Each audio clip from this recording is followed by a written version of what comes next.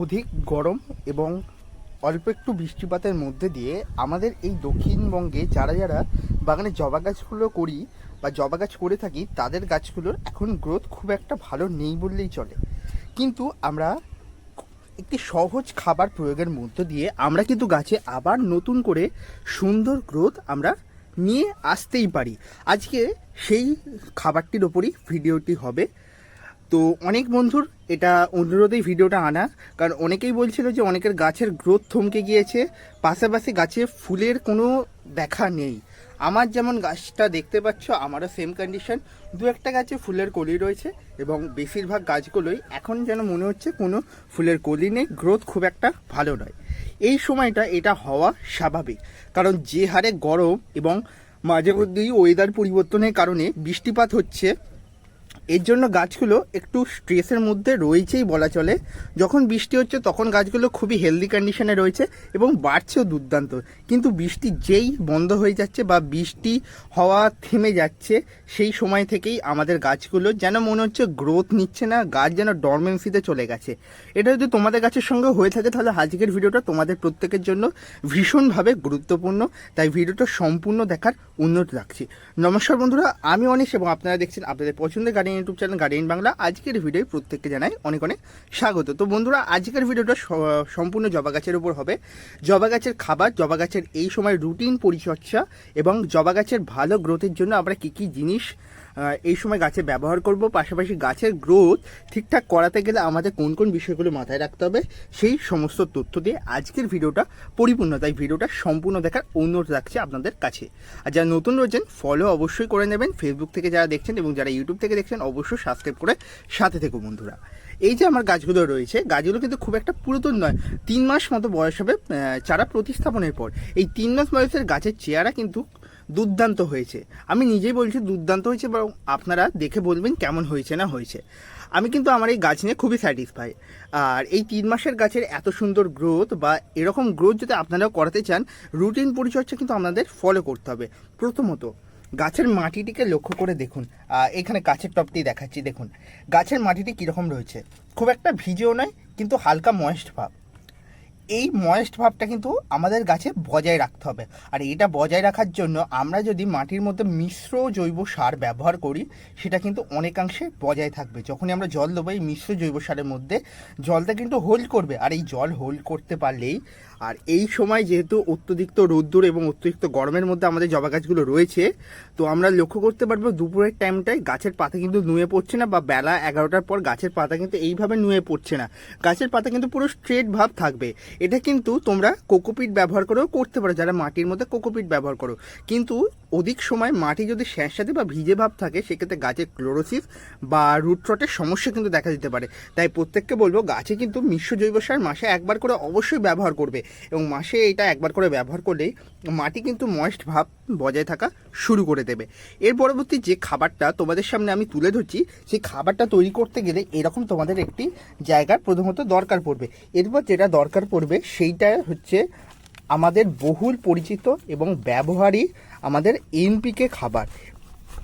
এই এনপিকে আমি এখানে যেটা ব্যবহার করছি, এটা হচ্ছে 20-20-20 এনপিকে 20-20-20 আমি এখানে ব্যবহার করছি। তো এখানে বেশ কিছুটা পরিমাণে আমি এনপিকে 20-20-20 নিয়ে নিয়েছি। এই এনপিকে 20-20 যেহেতু রাসায়নিক খাবার, অনেকে কিন্তু এটা ব্যবহারের পরিপন্থী মানে বিপরীতমুখী বলা চলে।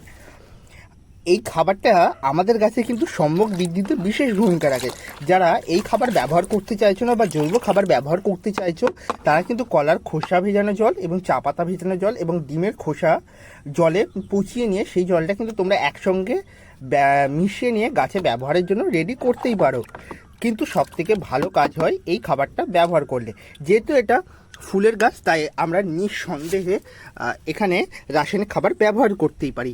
আর জবা গাছের বর্তমানে যে সমস্ত ভ্যারাইটি আমরা বাগানে করছি, American, Taiwan variety, Australian variety, Bangalore Pune variety, এই ধরনের ভ্যারাইটির জন্যই খাবারটা কিন্তু বিশেষভাবে গুরুত্বপূর্ণ।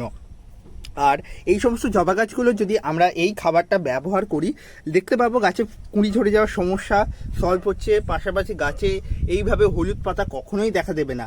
তো আমি এই খাবারটার সঙ্গে আরেকটা জিনিস মেশাচ্ছি, সেটা হচ্ছে হিউমিক অ্যাসিড। এই হিউমিক অ্যাসিডের 10 থেকে 12 ফোঁটা ড্রপস আপনারা ব্যবহার করবেন। এটা গাছের মাটিকে ঠান্ডা রাখবে এবং শিকড়ের বৃদ্ধি কিন্তু 100% বাড়িয়ে দেবে।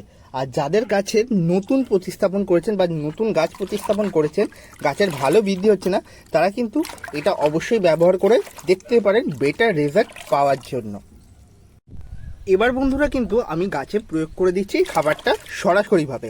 এখানে মোটামুটিভাবে 2 গ্রাম মতো আমি এই এনপিকে খাবার ব্যবহার করছি এবং 10 থেকে 12 ফোঁটা মতো আমি হিউমিক অ্যাসিড ব্যবহার করছি, মানে 10 ml ধরা চলে। আর যারা দানা ফার্মে হিউমিক অ্যাসিড রয়েছে, হাফ চামচ থেকে 1 চামচ তোমাদের চামচের সাইজ অনুযায়ী তোমরা ব্যবহার করবে।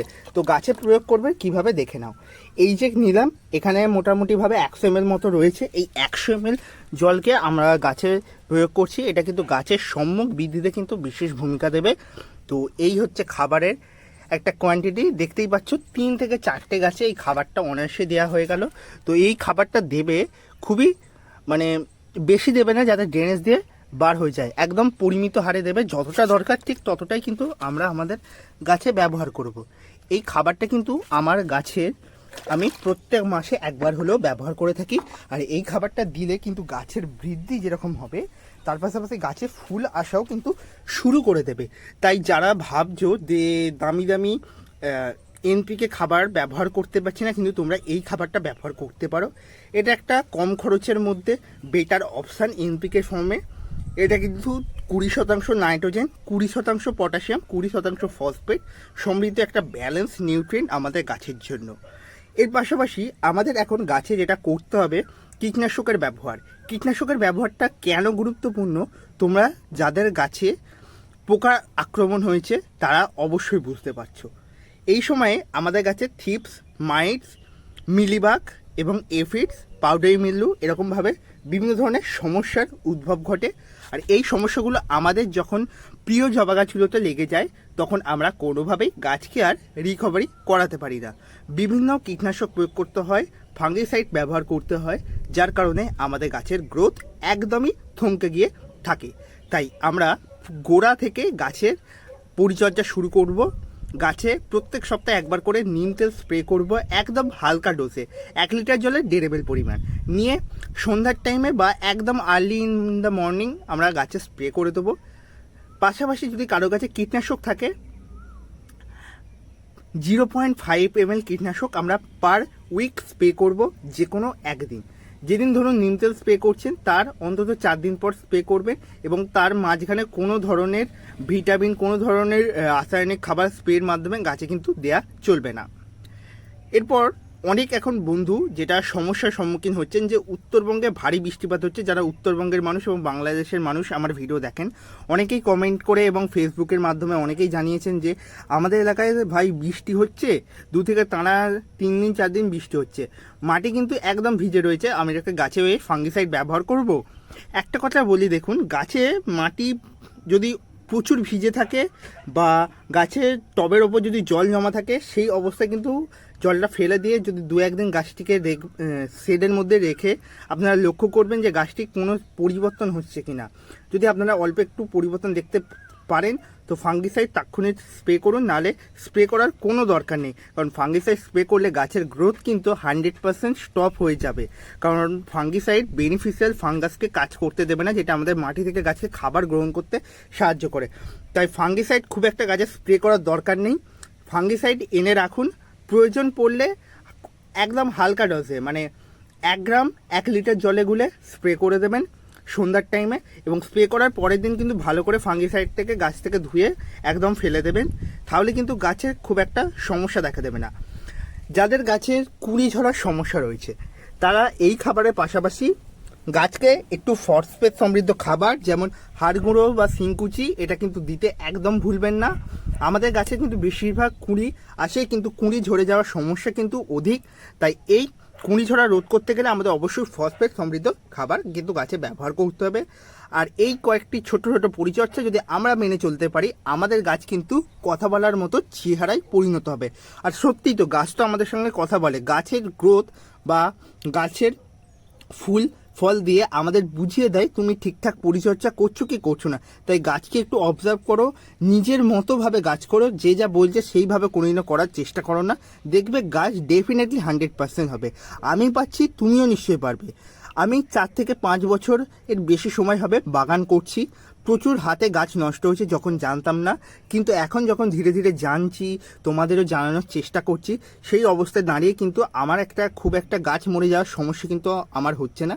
তোমরা পারবে, এই টিপসগুলো জাস্ট ফলো করবে। তো বন্ধুরা, ভিডিওটি এতক্ষণ দেখার জন্য অসংখ্য অসংখ্য ধন্যবাদ। দেখা হচ্ছে খুব তাড়াতাড়ি আরও নতুন বেশ কিছু ভিডিও নিয়ে। প্রত্যেকের সাথে থেকো এবং অবশ্যই লাইক করবে এবং ভিডিওটিকে শেয়ার করবে তোমাদের যারা বাগানপ্রেমী বন্ধুরা রয়েছে এবং বিভিন্ন বাগানপ্রেমী গ্রুপের মধ্যে। ধন্যবাদ।